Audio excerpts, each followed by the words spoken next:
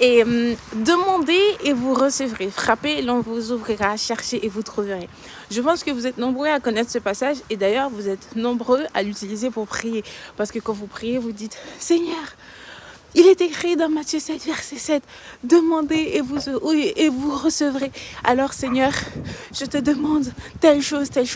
Mais il est également écrit, vous demandez et vous ne recevez pas, car vous demandez dans le but de satisfaire vos passions. Donc, comment faire? En fait, vous devez demander selon la volonté du Père. Parce que vous pouvez demander quelque chose, mais si vous le demandez dans le but de satisfaire vos passions, c'est-à-dire de montrer aux autres, ou même de faire un truc que pour vous, qui soit dans un but égoïste, bien évidemment, vous pouvez prier jusqu'à la fin de vos jours, vous n'aurez rien, même s'il est également écrit, demandez et vous recevrez. Et d'ailleurs, justement, si vous allez dans 1 Samuel, vous allez voir que Anne, le Seigneur l'avait rendue stérile.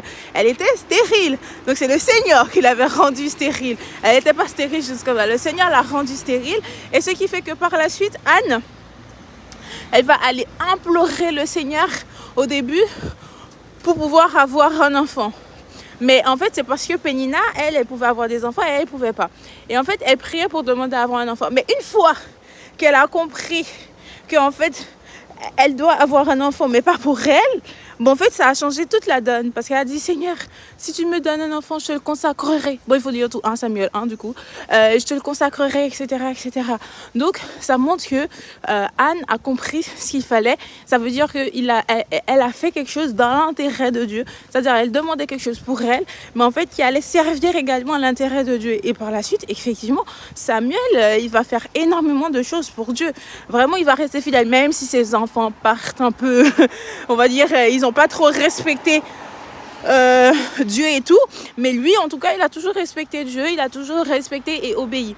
Donc Anne a fini par comprendre ce principe.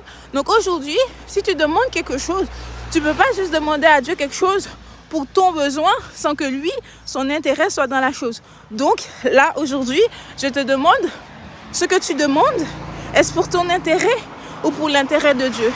Est-ce pour servir, pour glorifier Dieu, ou c'est juste pour ton besoin à toi, ton intérêt personnel, et il n'y a rien qui va glorifier Dieu? Est-ce que c'est pour montrer aux autres ou c'est pour faire la gloire de Dieu?